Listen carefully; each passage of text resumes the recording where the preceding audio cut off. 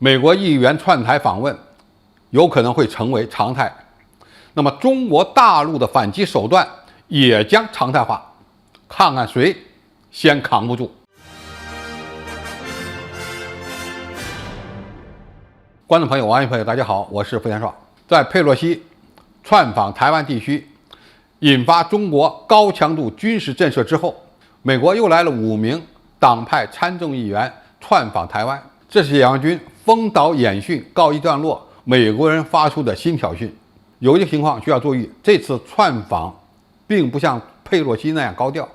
比如该访问团没有在行前大张旗鼓的宣传，搭乘的美军行政专机也没有画上军徽，表现得比较自制。台湾地区的一些学者认为，这一轮美国议员访问团并非为回应大陆军演而临时组团挺台，而是照计划趁美国国会休会前来了解台湾实况，以便未来推动各项涉台法案。台湾地区当局在美国投下巨资来收买政客，运作其议员窜访台湾地区，正在变成一种挑衅大陆的常态。由于这些议员与佩洛西的地位呢并不一样，我们也不可能再回应一场锁台演训。但是东部战区随后宣布对此次窜访进行了回应，在台岛周边海空域组织多军兵种联合战备警巡和实战化演练。台湾地区的军事社交账号发布消息称，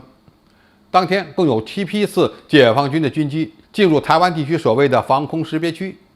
且出现南北夹击之势。之后，东部战区的飞行员俯瞰澎湖列岛，证明这一次解放军用军事行动宣示了主权。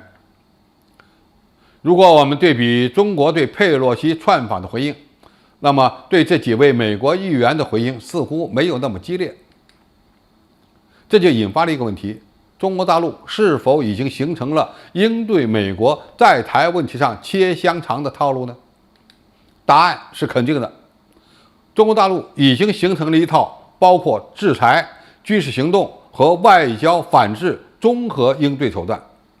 针对美国方面挑衅的力度不同，我们反制的力度也有所不同。什么时候升级反制行动的力度，主动权掌握在中国大陆手里。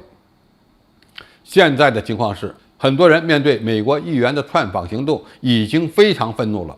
认为我们必须采取更为严厉的反击措施，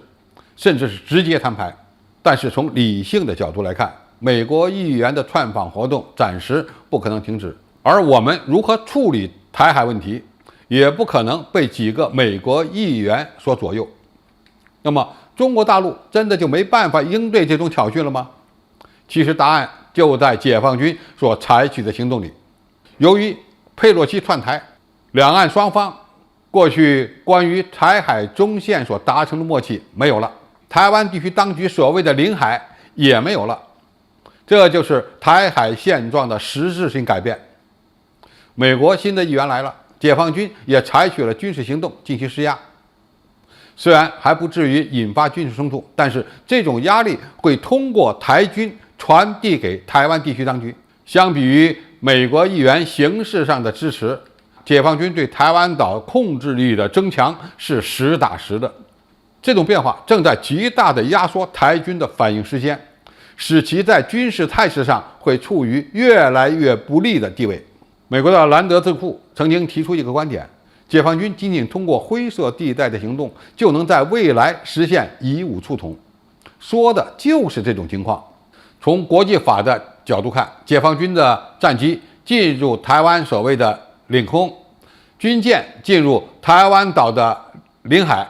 都是合理合法的，因为台湾地区的领海领空就是中国的领海领空。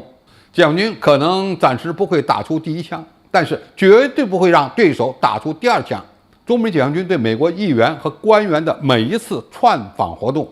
都绝不会坐视不理，而将会用实际行动不断地扩大对台湾岛主权的控制，最终使量变导致质变。